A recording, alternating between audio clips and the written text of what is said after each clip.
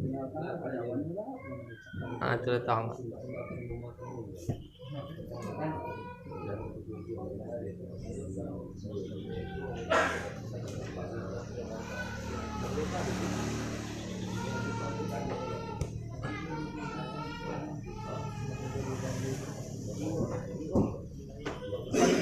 Itu penonton garang mana kan?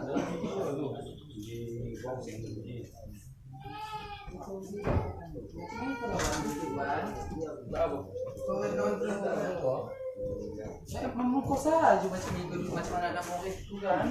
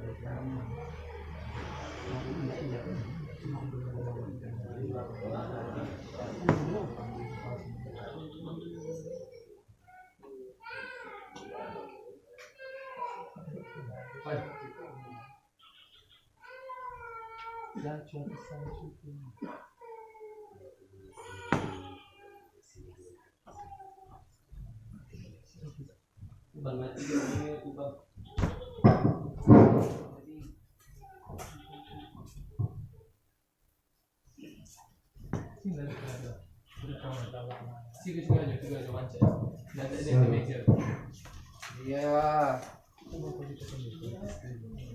Datanya mati.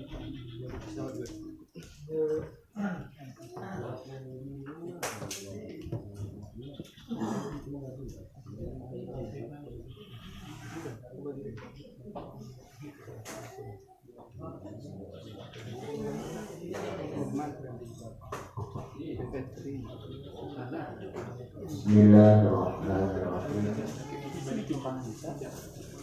Assalamualaikum warahmatullahi wabarakatuh. Waalaikumsalam warahmatullahi wabarakatuh.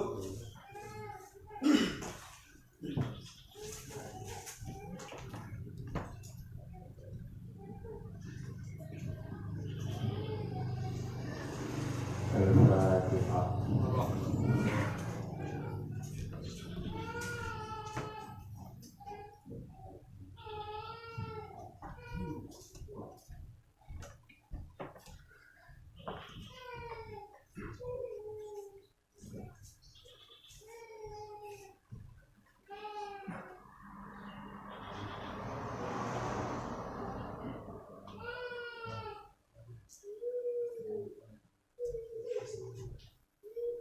Alhamdulillah, wassalatu wassalamu ala rasulillah wa ala alihi wa sahbihi wa mawala, amma ba'du.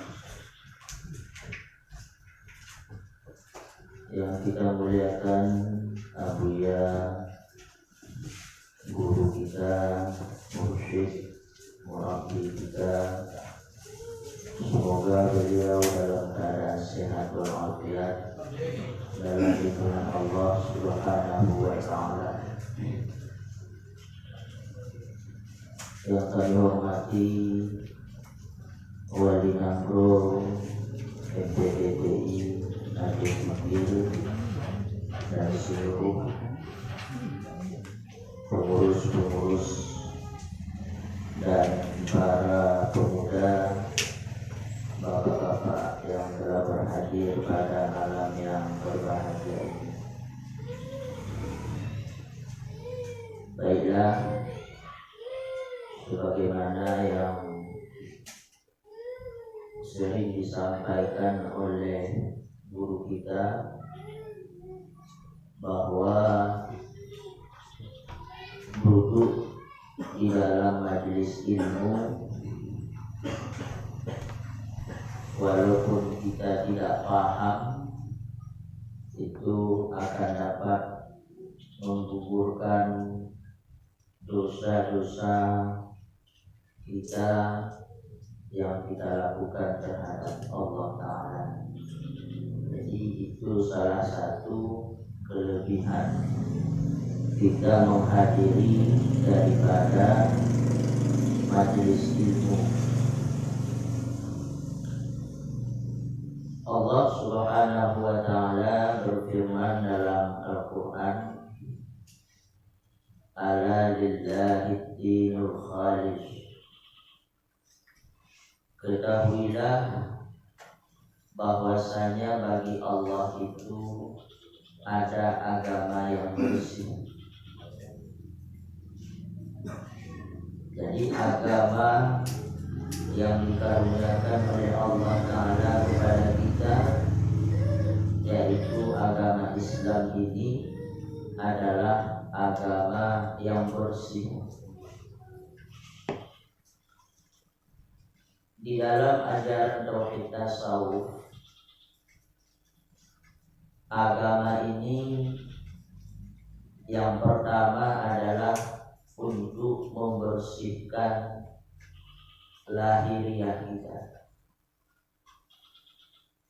membersihkan ucapan kita, membersihkan perbuatan atau amal kita, membersihkan akal pikir kita. Maka oleh karena itu di dalam ajaran tauhid tasawuf ini ada yang disebut dengan syariat. Jadi syariat ini fungsinya adalah untuk membersihkan lahiriah kita. Sembahyang, berbuat baik, berzikir, bersedekah, itu untuk membersihkan lahiriah kita, agar ucapan yang kita lakukan, ucapan yang kita keluarkan adalah ucapan-ucapan yang sesuai dengan hukum-hukum syara. Ucapan yang kita keluarkan, ucapan yang berfaedah, tidak mencaci, tidak menghina, tidak berbohong, tidak memfitnah. Begitu juga perbuatan kita, agar perbuatan kita ini semuanya itu yang kita lakukan adalah ibadah atau taat. Karena perbuatan ini, apabila perbuatan itu sesuai dengan apa yang dituntut oleh Allah, maka itu disebut dengan ibadah atau taat. Sembahyang itu taat. Tapi apabila perbuatan itu yang kita lakukan tidak sesuai dengan yang dituntut oleh Allah, maka itu disebut dengan maksiat. Mencuri, meninggalkan salat, itu maksiat. Karena apa yang kita lakukan tidak sesuai dengan yang dituntut oleh Allah. Jadi oleh karena itu, untuk kita mendapatkan agama yang bersih itu, yang pertama kita harus memahami syariat dan mengamalkan syariat. Di syariat ini adalah ilmu dan amal. Yang dikatakan syariat adalah ilmu dan amal. Ilmu yang dimaksud di sini adalah ilmu yang nafi', ilmu yang bermanfaat, atau kalau kata dia, ilmu yang pokok. Ilmu yang pokok itu yang pertama adalah ilmu mengenai tentang akidah, tauhid. Jadi kita harus belajar mengenai tentang ketauhidan, akidah. Kita harus tahu seperti yang sering kita dengar mengenai dengan Allah Ta'ala, sifat-sifatnya. Allah bersifat wujud, Allah bersifat qidam, baqa, kekal, sampai seterusnya, supaya keimanan kita kepada Allah Ta'ala itu sah. Ini fardhu ain, wajib terhadap kita yang telah mukallaf, yang telah sampai usia, yang telah balik, yang sehat akalnya, wajib mengetahui tentang akidah. Maka belajarlah tentang sifat-sifat akidah yang 50 itu.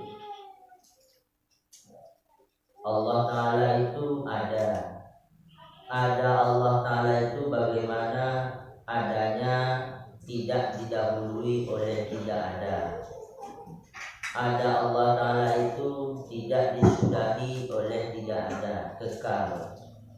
Ada Allah Ta'ala itu tidak sama dengan yang lain. Allah Ta'ala itu ada, tidak diadakan.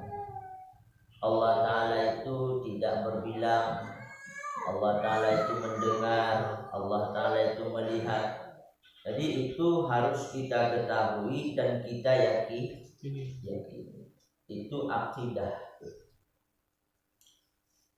Yang kedua adalah ilmu mengenai dengan hukum-hukum syara'.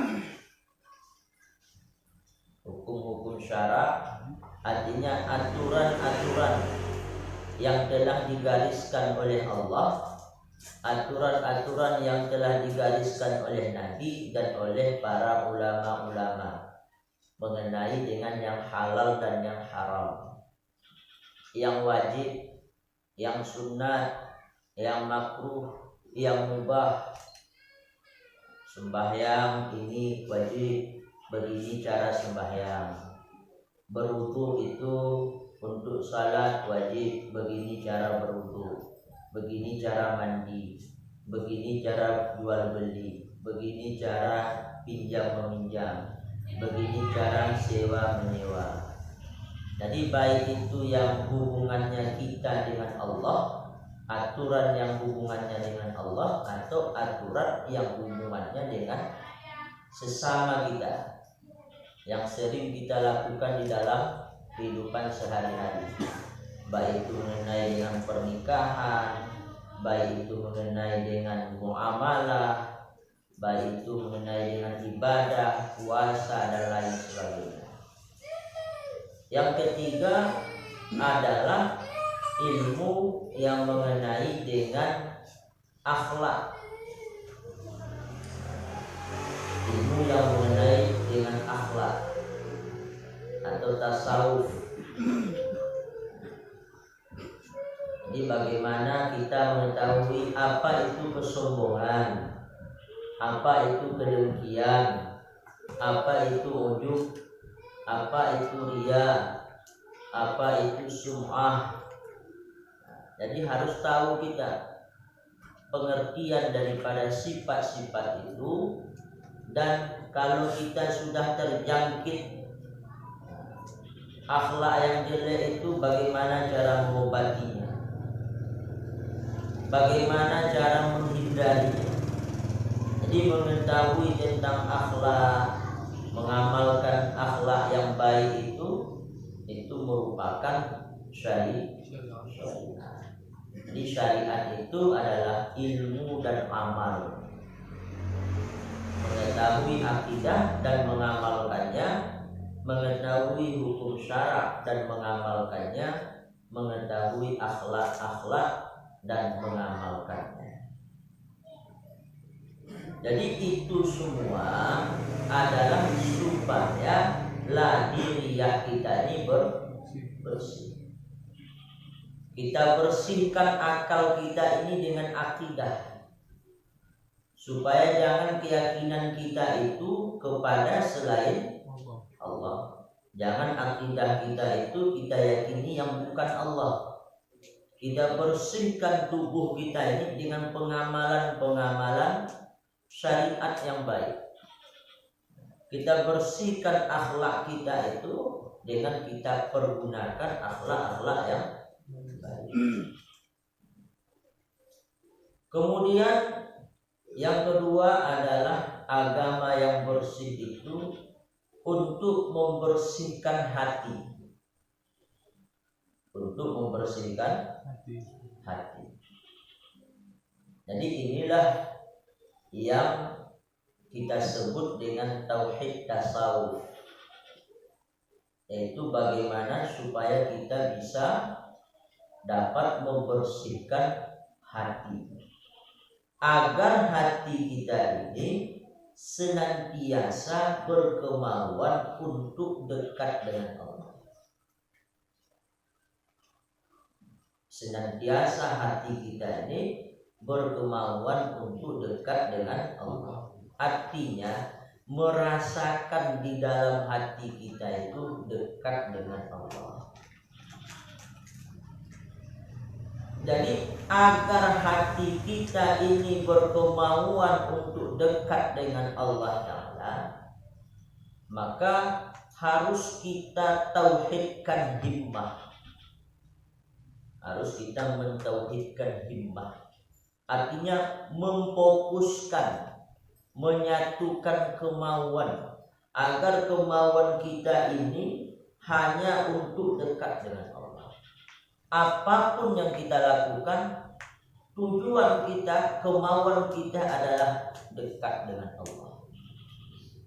Baik kita berusaha mencari nafkah untuk dekat dengan Allah, kita berkeluarga untuk dekat dengan Allah, kita beribadah salat untuk dekat dengan Allah. Jadi hati kita ini baru berkemauan untuk dekat dengan Allah, maka harus kita bersihkan dulu.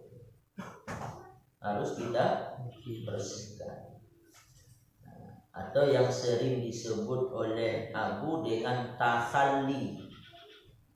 Mana takhalli itu mengosongkan hati ini daripada sifat-sifat yang tercela.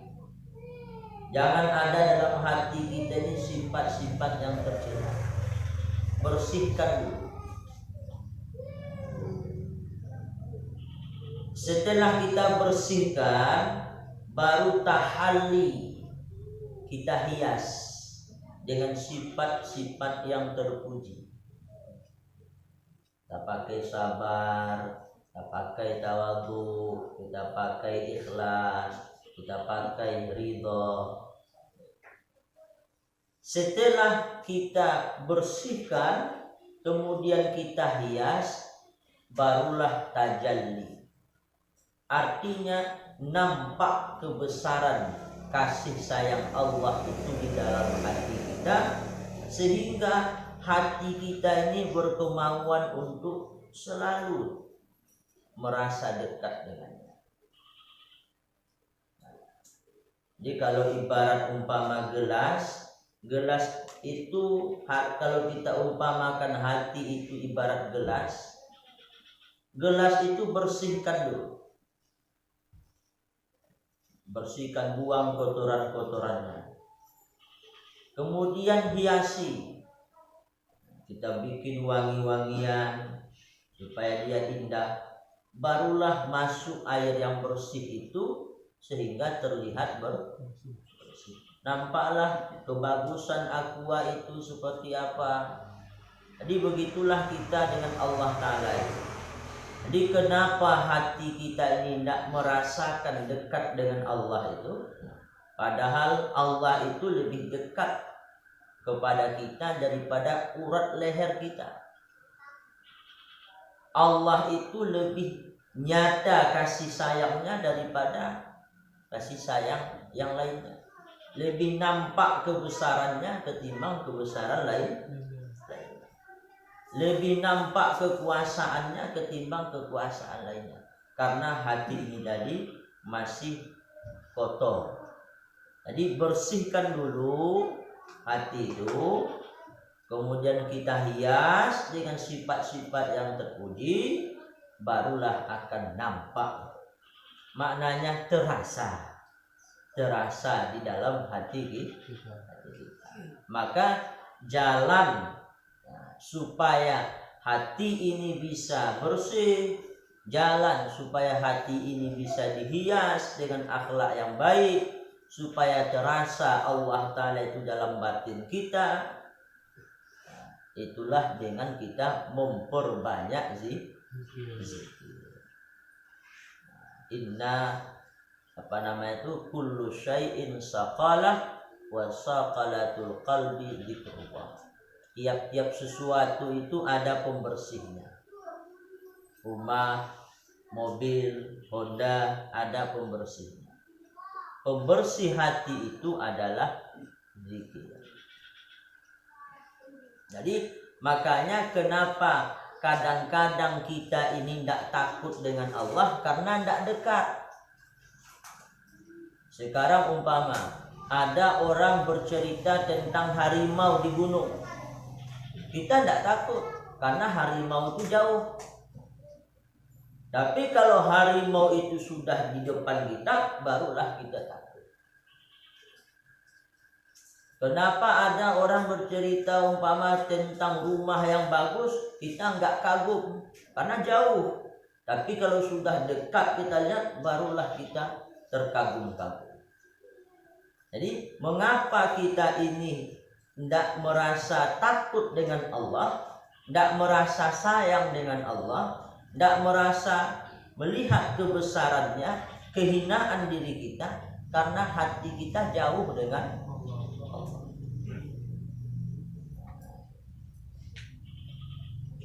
Di umpama seperti kita katakan seorang bawahan lah dengan atasannya. Kalau umpama prajurit dengan jenderalnya itu, kalau prajurit itu berada di depan jenderalnya, dia kecil. Untuk bergerak menatap jenderalnya pun dia tidak mau. Karena dia di depan. Karena dekat. Sehingga dia tenang, dia khusyuk. Bahkan dia tidak ingat apa-apa yang lain. Kecuali yang dia ingat hanya jenderalnya. Karena dia dekat. Jadi inilah tauhid tasawuf ini, supaya kita bisa merasakan dekat dengan Allah. Jadi kita bersihkan hati itu dengan tasawuf. Makanya tauhid tasawuf ini sangat penting. Kenapa? Karena kalau kita tidak bertauhid tasawuf, amal yang kita lakukan walaupun banyak, tapi kualitasnya tidak ada. Orang yang bertauhid tasawuf, amalnya sedikit, tapi kualitasnya banyak. 2 rakaat kita sembahyang, tapi hati kita ini berjalan kepada Allah, khusyuk, hadir hati kita di hadapan Allah, itu lebih bagus daripada beribu-ribu sembahyang orang yang tidak hadir hatinya kepada Allah. Walaupun 2 rakaat. Ada orang umpama berzikir.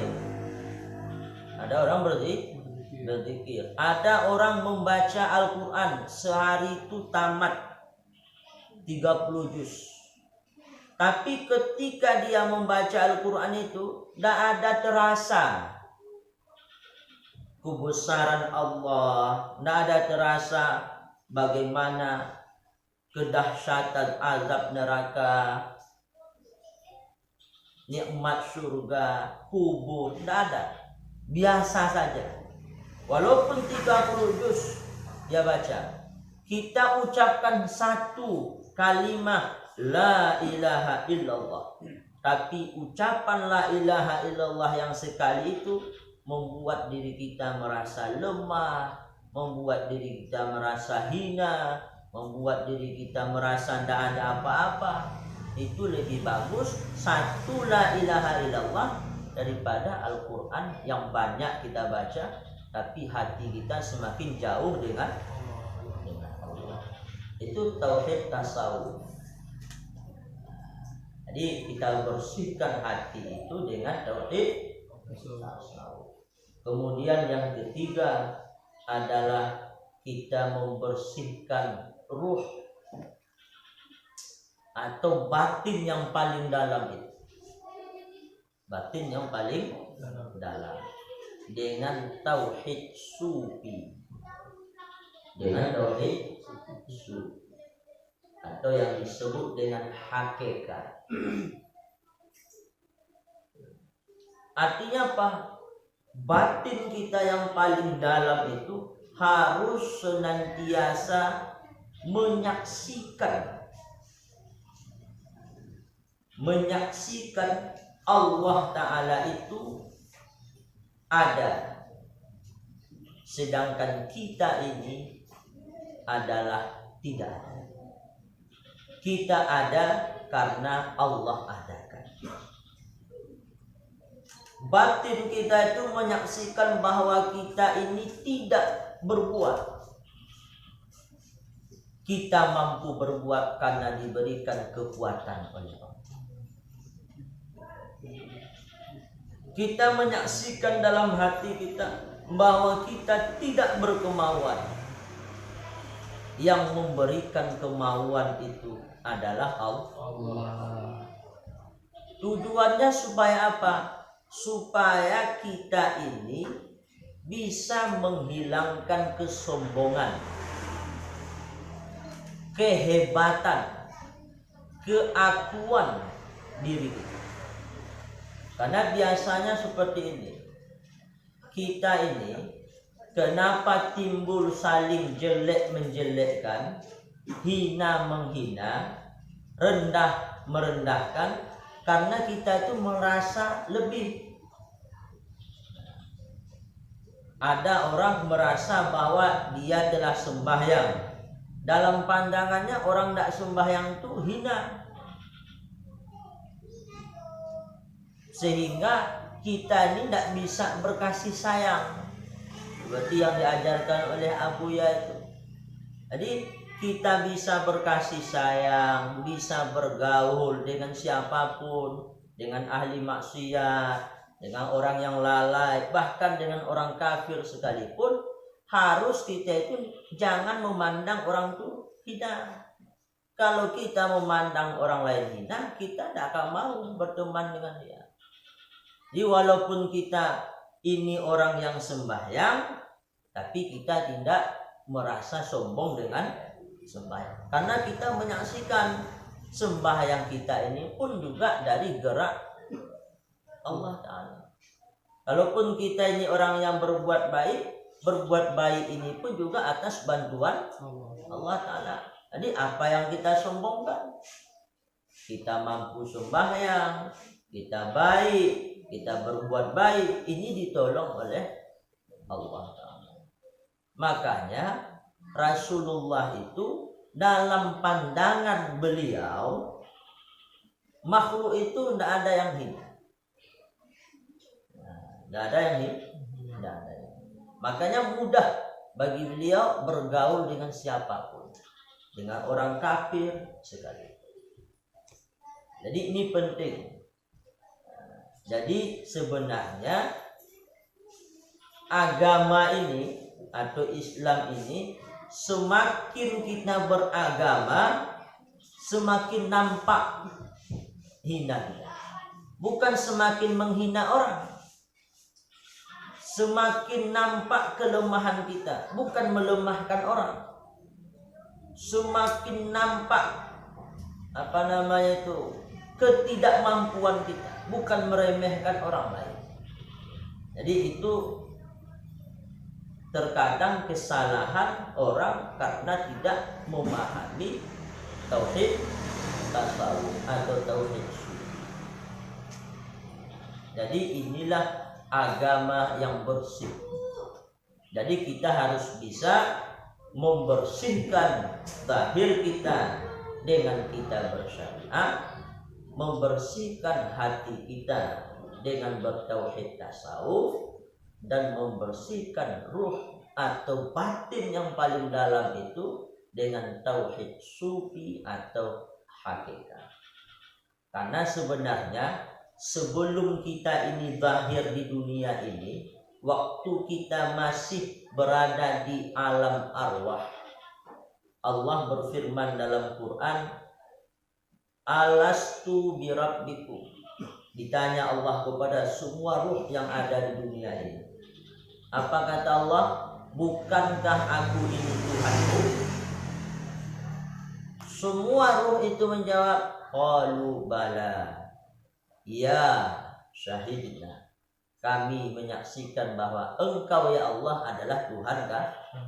Jadi kita dulu itu ruh kita itu sangat dekat dengan Allah, menyaksikan Allah itu. Tapi setelah kita ini bertubuh, sehingga kita ada kemauan tubuh, ada kemauan nafsu, kemauan kepada istri, kepada anak, kepada uang, lupalah kita dengan Allah. Jadi untuk kita supaya bisa kembali dekat dengan Allah Ta'ala, maka harus kita bersihkan batin kita itu daripada selain Allah. Maka barulah kita mendapatkan agama yang bersih. Bersih zahir kita, bersih hati kita, dan juga bersih ruh atau batin yang paling dalam. Tapi ketahuilah, ini yang sangat penting, bahwa di dalam kita mendapatkan agama yang bersih, apalagi untuk membersihkan hati dan batin kita itu, kita perlu kepada mursyid atau guru. Mursyid kepada atau guru. Maka semakin kita itu benar-benar berguru, semakin cepat kita mendapatkannya. Semakin kita itu betul-betul dalam berguru, semakin cepat kita.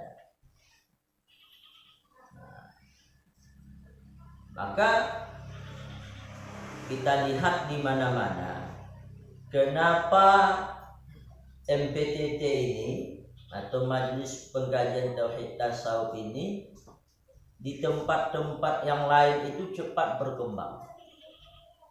Cepat berkembang. Kenapa? Karena benar mereka di dalam berguru. Benar di dalam berguru. Maka saya terkadang-kadang pun juga heran. Jadi kalau umpama berguru dengan Abuya, mungkin mengaji dengan Abuya itu paling banyak saya itu ketimbang orang lain. Bahkan saya yang menulis makalah-makalah, tapi yang mendapatkan itu lebih duluan orang lain. Jadi bukan ilmunya, tapi rasanya lebih dahuluan orang yang dapat. Kenapa? Karena dia benar di dalam berguru. Karena tauhid tasawuf ini sebagaimana yang didapat oleh Imam Al-Ghazali itu bukan dengan belajar, tapi dengan dia benar di dalam berguru. Imam Ghazali itu dia orang yang alim itu, sehingga di dalam mazhab Syafi'i, andai kata Imam Ghazali ini mau berijtihad membuat mazhab yang lain, bisa beliau, sanggup, cukup ilmunya. Tapi suatu saat ketika dia itu menjadi imam, ditengok oleh adik beliau yang telah belajar tauhid tasawuf atau tauhid sufi, di dalam hati Imam Ghazali itu ada darah. maka dia paraklah, artinya tidak dia ikut, karena dia lihat dalam hatinya itu ada darah.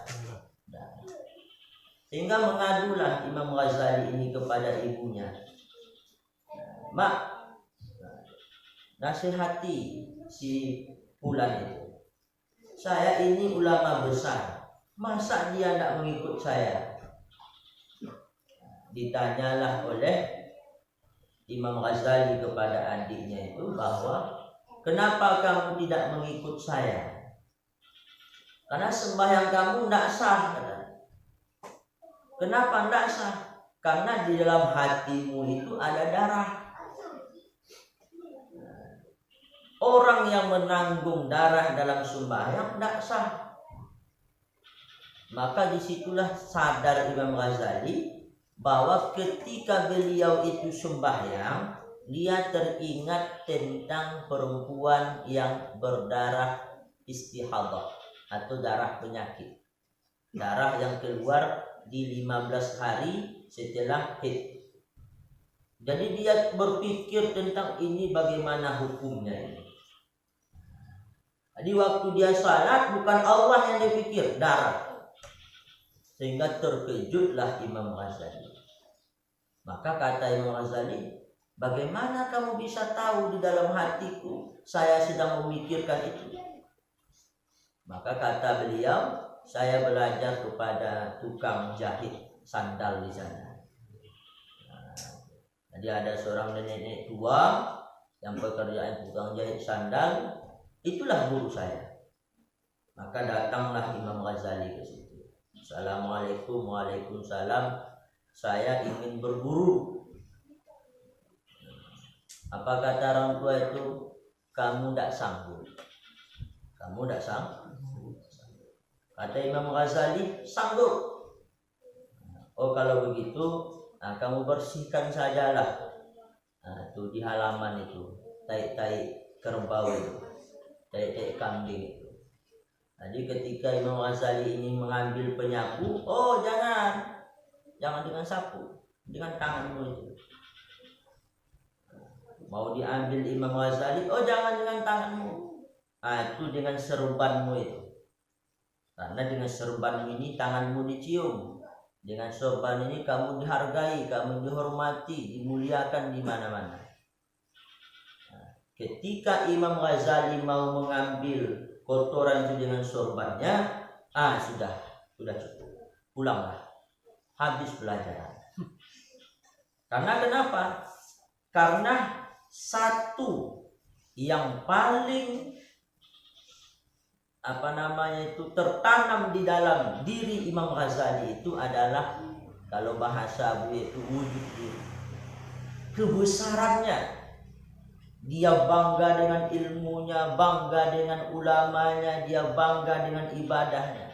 Karena itu adalah wujud diri, itu adalah kauta syekh. Jadi kenapa dia suruh dengan serbannya itu? Supaya tanggal itu wujud dirinya, kesombongannya itu. Ternyata dia bisa menanggalkan itu. Maka selesai pelajarannya. Maka tauhid tasawuf ini sebenarnya untuk bagaimana kita ini supaya hina di hadapan Allah. Bukan semakin kita ini ibadah semakin tinggi, enggak. Tinggi di hadapan manusia tidak apa-apa, tapi kita hina dalam pandangan manusia memuliakan kita, itu baik sangkanya. Tapi kita jangan merasa tinggi. Maka intinya apa? Imam Ghazali mendapatkan tauhid tasawuf itu adalah dengan benarnya dia dalam berguru. Maka ketika pulang Imam Ghazali itu ke pesantrennya itu, kalau bahasa kita pesantrennya, kata Imam Ghazali, rugi saya menghabiskan umur saya berpuluh-puluh tahun di madrasah ini. Maka sejak dari itulah Imam Al-Ghazali mendalami ilmu ketasawufan. Disitulah hati Imam Ghazali itu dibukakan oleh Allah dengan rahasia-rahasia dengan kenikmatan, kekhusyuan, hadir hati makrifat kepada Allah. Begitupun yang sering kita dengar dengan Imam An-Naqsyabandi, yaitu imam tarekat kita itu. Jadi Imam Naqsyabandi itu dia berpuluh tahun dia berzikir. Kalau kita umpamanya tiap malam berzikir 1000. Berzikir. Tapi tidak ada putus, artinya tidak ada terbuka hatinya ini. Tidak ada terbuka hati.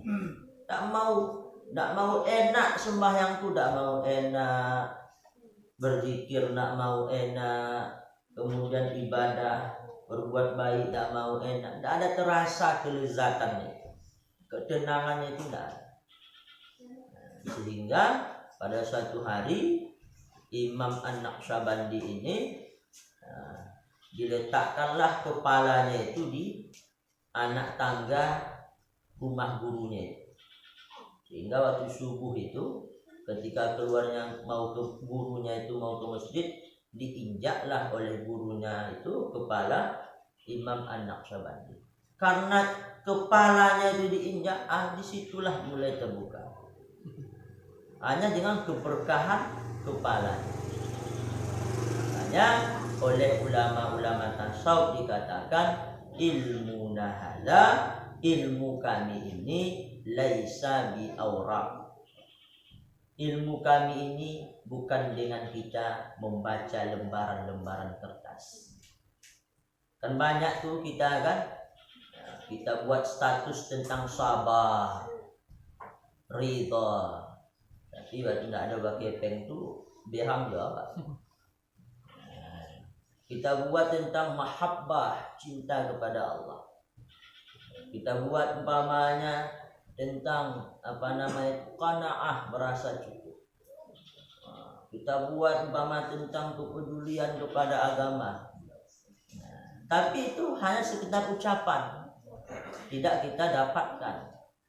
Makanya dalam kita berjuang ini, dalam kita bertauhid tasawuf ini, harus guru itu senantiasa berada di antara dua kening, kemanapun kita.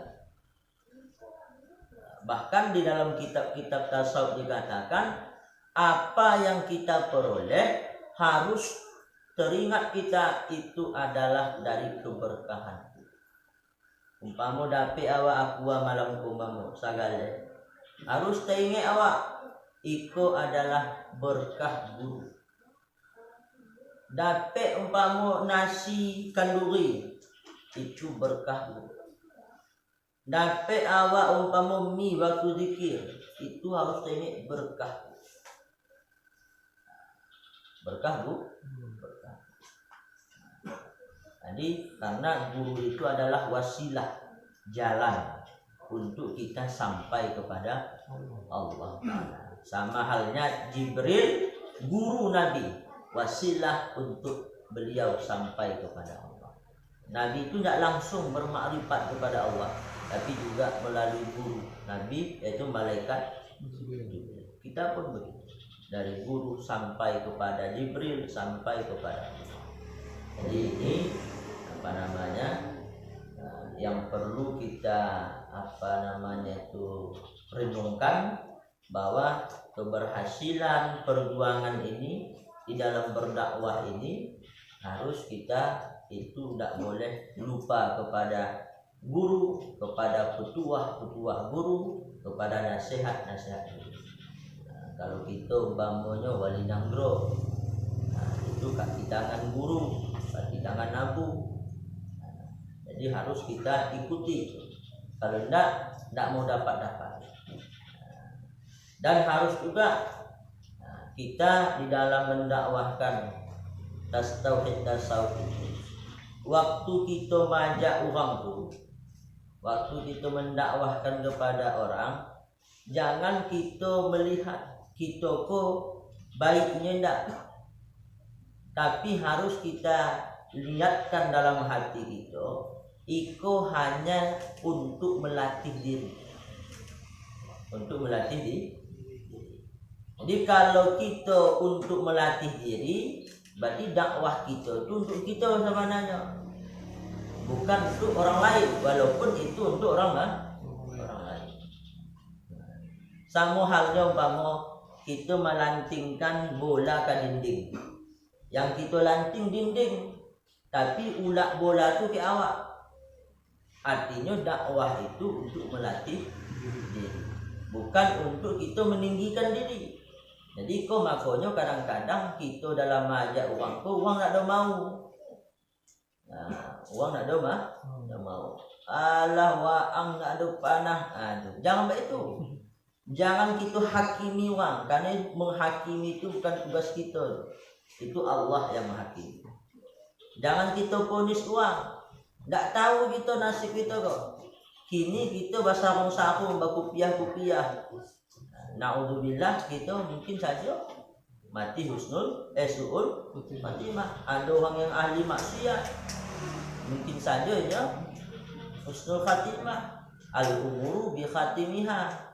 Perkara itu yang jadi tinjauannya di akhir, bukan di awal. Kita kemanang atau tidak ada manangnya di akhir. Main bola walaupun hancak mainnya, kalau skornya 2-0 tak mana yang 2, walaupun yang 0 tu hancak mainnya. Hidup tu macam itu, akhir awak bapa. Jadi jangan ada memponis. Itulah yang membuat kita dalam berdakwah macet. Selalu kita memponis orang.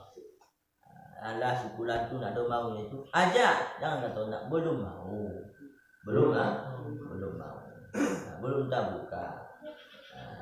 20 kali kita sipak terbuka juga tu. Jadi itulah sampai pengajian kita pada malam ko, mudah-mudahan ada manfaatnya. Jadi kalau ada yang perlu dipertanyakan, mohon dipersilahkan untuk bertanya.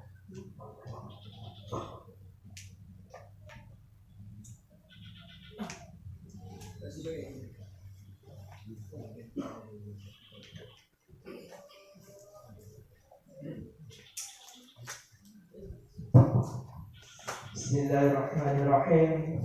Assalamualaikum warahmatullahi wabarakatuh. Langsung saja Ustaz, saya ingin bertanya, bagaimana cara kita untuk menghilangkan keraguan-raguan baik dalam ibadah ataupun kepada Allah. Itu saja. Assalamualaikum warahmatullahi wabarakatuh.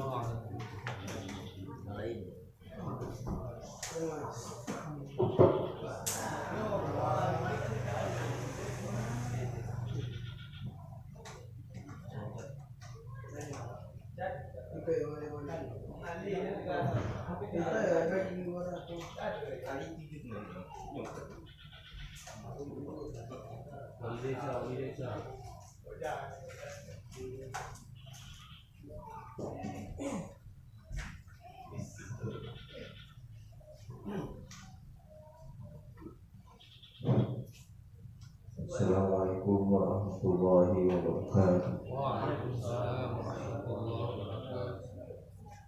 Jadi menghadirkan guru pada setiap langkah ataupun perbuatan, menghadirkan macam-macam bakul, artinya sekarang apa tetap dia hadirkan dalam ingatan.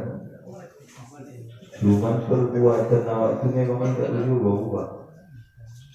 Aku buat salah awak coba menghadirkannya itu memang belum kaya itu apa. Ya, terima kasih. Assalamualaikum warahmatullahi wabarakatuh.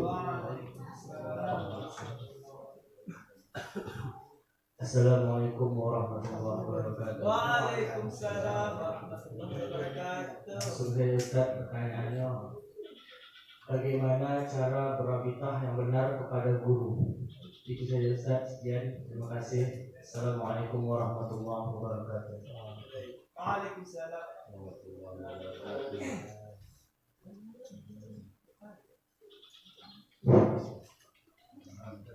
Jadi baiklah, pertanyaan yang pertama mengenai dengan bagaimana cara menghilangkan keraguan-raguan, baik itu dalam ibadah ataupun kepada Allah. Jadi dalam kajian tauhid tasawuf ada yang disebut dengan ilmu yakin. Makna ilmu yakin kok, keyakinan itu tumbuh karena kita tahu. Keyakinan karena tahu. Mengapa yakin awak bahwa posko itu letaknya di situ?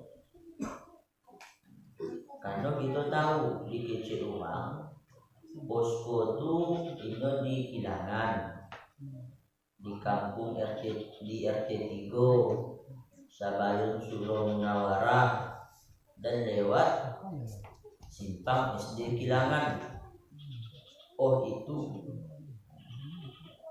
Jadi dikarenakan karena kita tahu maka timbul keyakinan.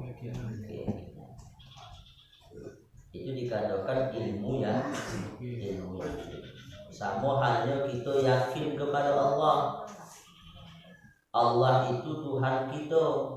Mengapa kita yakin kepada Allah? Allah itu Tuhan kita karena kita tahu Allah. Tahu Allah ada. Tahu Allah Ta'ala itu Esa, Allah Ta'ala itu kuasa, timbul ya. Itu disebut dengan ilmu yakin. Tahu awak surga itu ada, tahu neraka itu ada. Ada yang disebut dengan ainul yakin. Mana ainul itu nyata. Apa makna ainul? Nyata.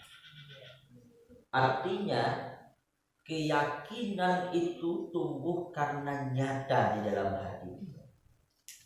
Apa yang kita tahu itu bukan hanya sekedar ilmu, tapi nyata di dalam hati.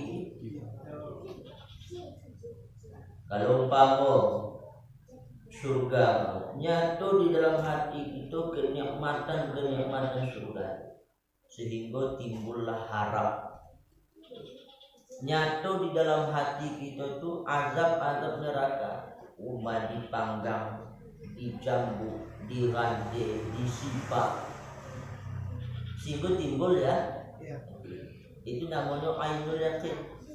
Nyata di dalam hati itu Allah Ta'ala, keberadaannya. Oh ya Allah kuado, oh ya Allah tu sayang, oh ya Allah tu pemurah, oh ya Allah Ta'ala tu pengasih. Maka timbul keyakinan itu lebih kuat lagi. Lebih kuat lah. Yang ketiga barulah hakul yakin, sebenar-benar yakin. Sehingga karena nyatanya Allah Ta'ala itu di dalam hati kita lupa kepada yang lain, hanya Allah. Bahkan kepada diri kita pun kita lupa.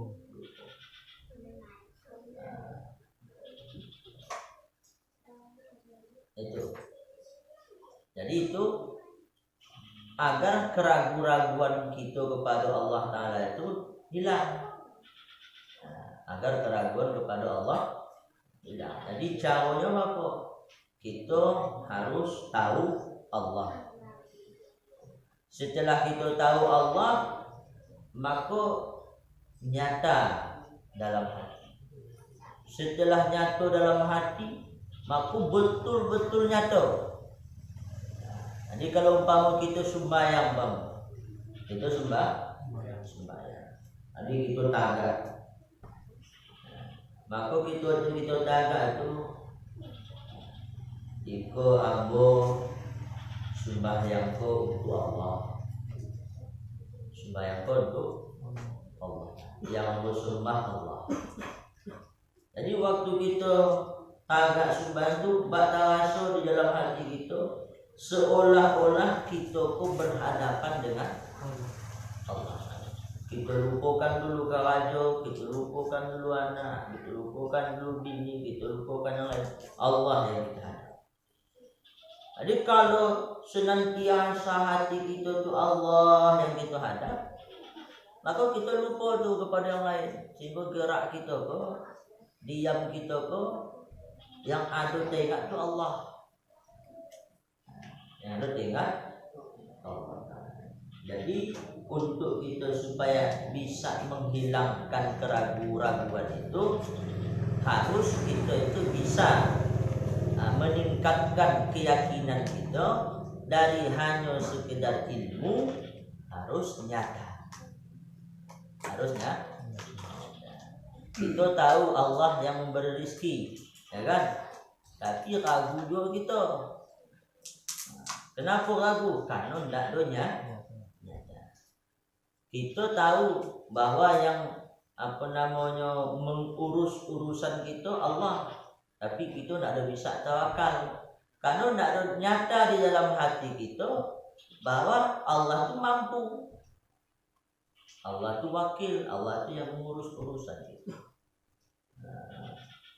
Jadi tingkatkan keimanan atau keyakinan dari hanya sekedar ilmu sehingga bisa menjadi nyata. Bak tahasu tu maksudnya. Jadi kalau bahasa itu bak diinok-inokkan tu, bak diraso-rasokan. Apapun yang kita lakukan bak diraso-rasokan.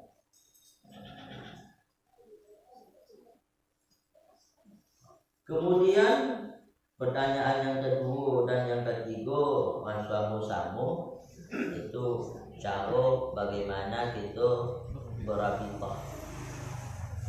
Di rabitah itu bagaimana kita menyangkutkan diri kita kepada guru. Jadi guru itu harus nyata di antara dua kening kita. Apa yang nyata ruhaniyah. Umpama macam kita ko ruhaniyah itu pas macam dia, cuma yang halus. Coba bayangkan kamu, tangan duduk kita ko, ada seorang lain yang halus, macam itulah dia. Pas macam rupa kita. Jadi rupa ko, jadi kalau payah umpama hadirkan abu tu, cari fotonya. Jadi kita bayangkan seolah-olah guru itu ruhaniyahnya berada di antara dua kening, bercahaya bagus, sehingga cahayanya itu atau ruhaniyah itu bisa menyatu ataupun masuk ke dalam ingatan kita. Maka apapun yang kita lakukan itu bukan kemauan kita, tapi kemauan guru.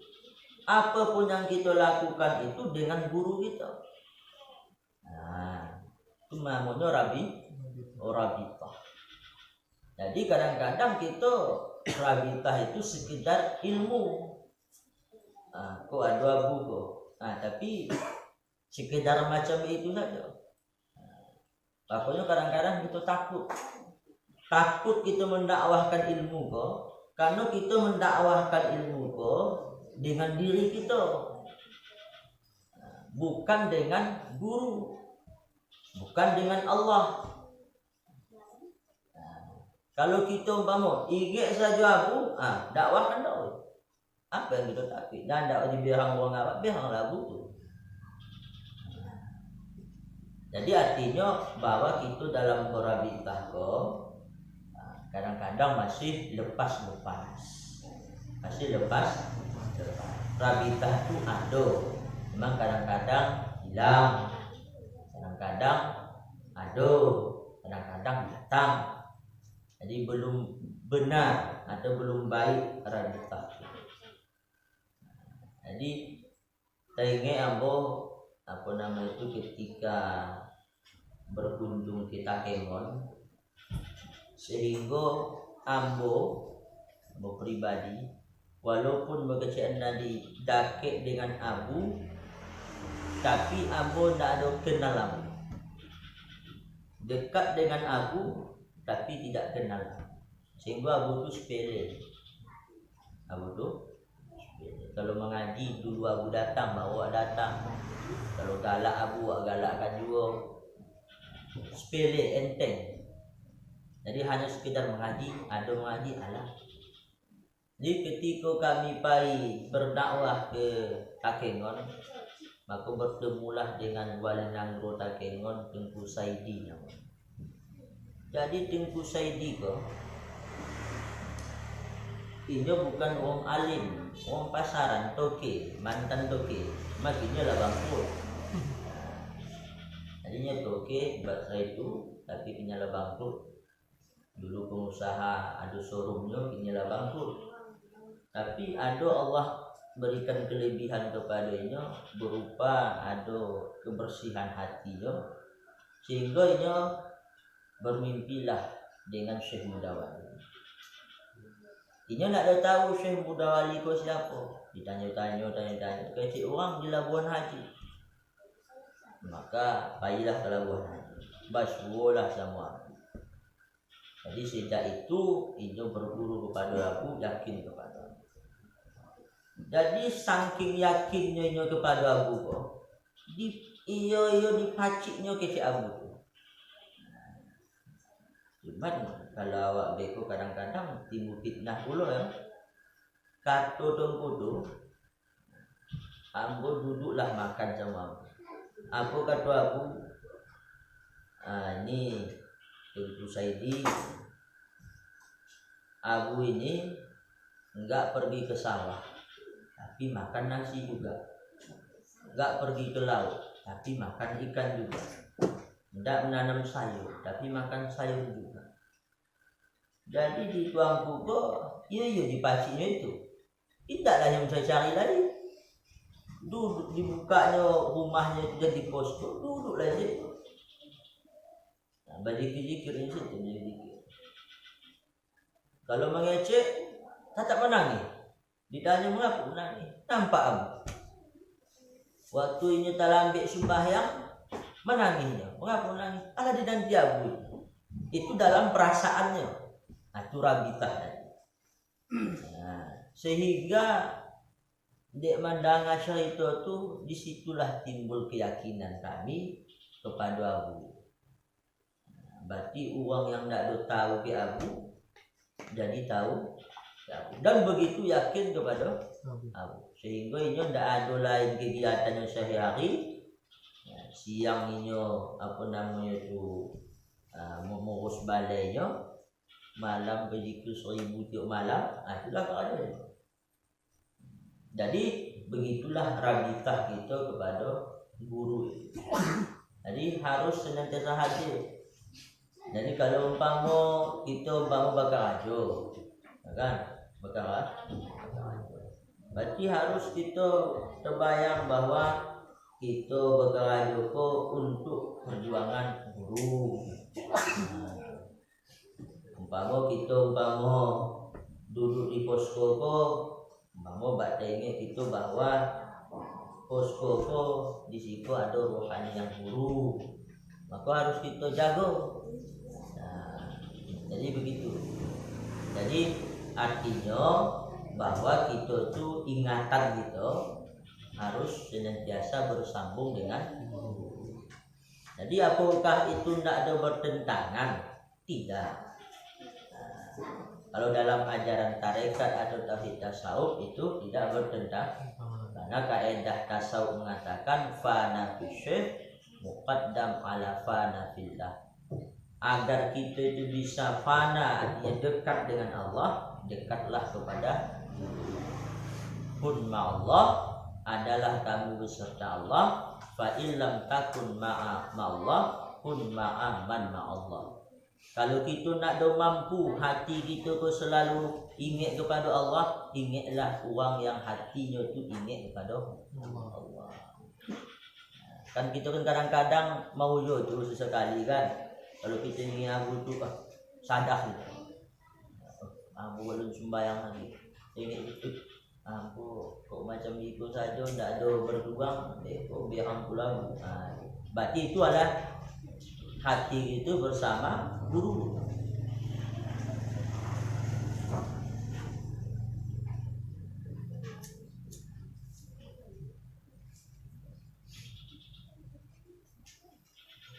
Ada yang lain? Masalah yang lain. Dulu sembahyang.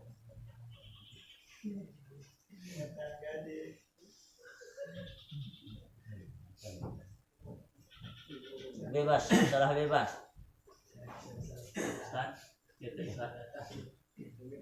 Kita tadi itu tadi bicara masalah hati. Kalau dalam agama gitu sebenarnya di mana letak hati gitu tuh, Ustaz?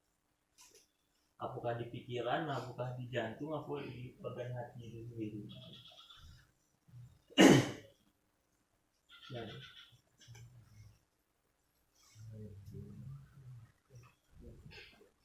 Jadi kalbun hati. Jadi hati yang dimaksud di dalam ajaran tasawuf itu bukan hati daging. Bukan hati daging.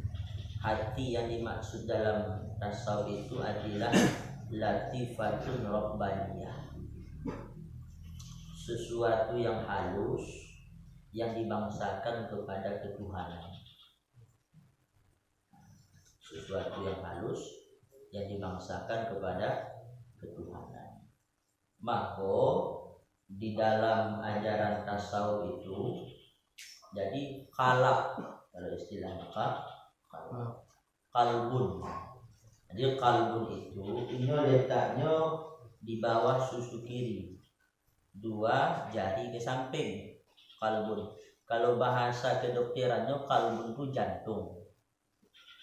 Kalbun itu jantung. Makanya jantung gitu tuh kalau bahasa kedokterannya sumber kehidupan. Bagahak tubuh itu kok kalau bagahak jantung. Kalau mati jantung tuh mati juga gitu. Tubuh kok mati kalau jantung kok mati. Cuma kalau tidak ada berdetak jantung mati. Jadi kalbun yang dimaksud di dalam ilmu tasawuf itu bukan kalbun jantung itu. Jadi kalbun itu kalau ada namanya hati sanubari itu dikatakan hati daging. Hati sanubari itu adalah satu nama buah yang bernama buah sanubar. Jadi sanubari itu memang buah sanubari itu kalau bentuknya macam I love you tuh, makanya disimbolkanlah hati itu dengan I love you karena itu buah sanubari itu. Lope itu. Jadi di dalam hati daging itu, dalam hati daging itu ada di situ satu lubang yang kecil. Ada lubang yang kecil. Jadi di lubang yang kecil itulah terletak latifah rabbaniyah. Di dalam hati daging itu terletak latifah rabbaniyah. Maka latifah rabbaniyah itu sebenarnya ini berbeda sudut pandang saja. Kalau latifah rabbaniyah itu inyo yang diperdapatnya adalah sesuatu yang nyata, maka itu disebut dengan akal. Kalau di dalam ilmu tasawuf, kalau itu yang jahat, maka dikatakan nafsu.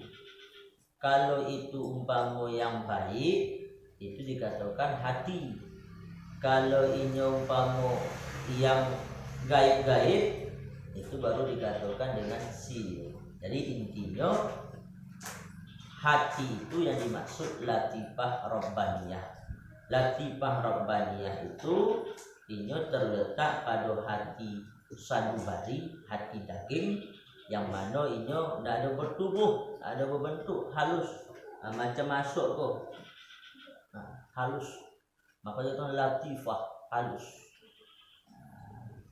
Jadi makanya kalau kita berzikir itu, kalau dalam kita orang tarekat itu disuruhlah kita membersihkan latifah. Ada latifah qalab, ada latifah apa namanya itu ruh, ada latifah khafi, sir, khafi apa. Nah, kita berzikir tuh di dalam itu. Itu dinamakan itu letak hati itu. Letak hati. Jadi bukan maknanya hati yang dimaksud itu hati darah tuh bukan. Jadi waktu dikatakan dalam hadis Nabi itu ala fil jasadi mudghah, ketahuilah pada tubuh manusia itu ada segumpal dah. Idza saluhat, apabila bagus, saluhal jasadu kulluh, bagus tubuh. Idza fasada, apabila jelek, jeleklah tubuh. Ala wahiyal qalbu, ketahuilah dia itu hati. Jadi segumpal darah itu sanubari. Kalbun itu maknanya hati yang rabbaniyah. Makanya dalam ilmu kedokteran tubuh itu bagus kalau jantung bagus. Kalau dalam ilmu tasawuf kalbun itu bagus, maka akan keluarlah perbuatan-perbuatan yang bagus.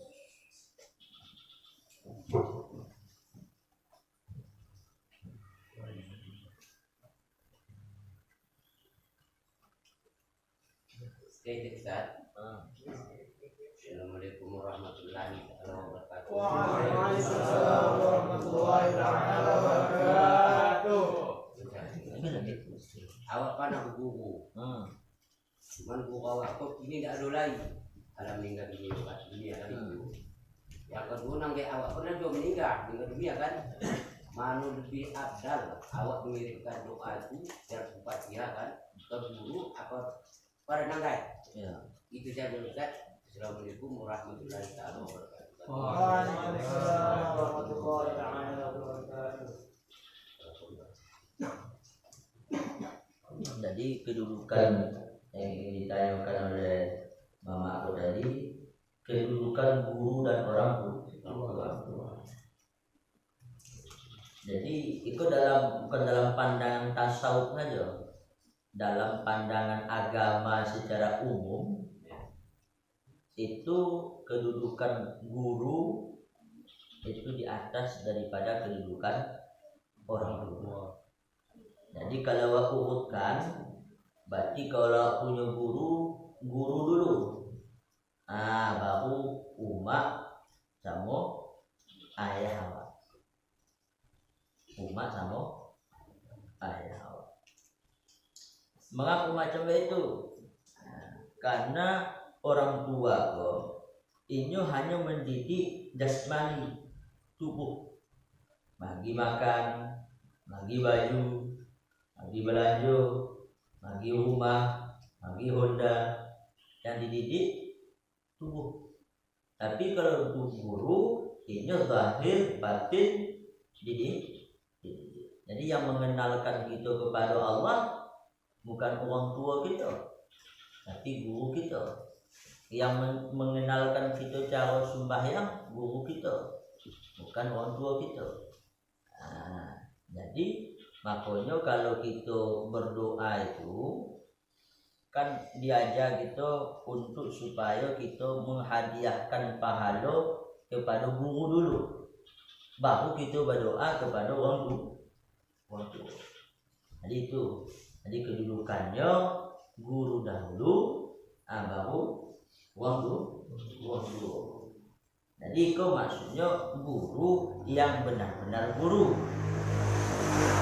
Guru yang benar-benar guru yang benar-benar membimbing awak secara lahir dan membimbing awak secara batin. bukan guru apa nama itu main bola itu lain pula itu. Jadi kalau masuk guru yang kategori yang macam itu lebih dahulu guru.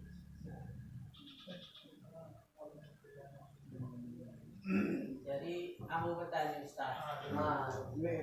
Jadi Iko, aku pernah kena tanya Ustaz. Kena tanya ke ambo, coba orang inge dari mana asal Allah. Ambo tidak tahu, tolong jelaskan Ustaz. Assalamualaikum warahmatullahi wabarakatuh. Menyangkut mana di hati yang sampai kini Ustaz. Jadi kalau alam masuk ke hati hilangkan itu. Nah. Jadi itu pertanyaan orang-orang liberal. Banyak orang liberal untuk memutarbalikkan keyakinan kita. Jadi tanya balik kayaknya angka 1 itu dari mana? Angka 1 dari mana? Tidak ada kan? Macam itulah Allah. Angka 2 itu dari angka 1. Angka 3 dari angka 1. Angka 4 dari angka 1. Angka 1 dari tidak ada. Allah itu seperti itu. Jadi Allah itu ada dengan sendiri. Jadi kita logikakan pun masuk itu. Tidak pun kita cari ayat, hadis, secara logikanya seperti itu. Kita logikakan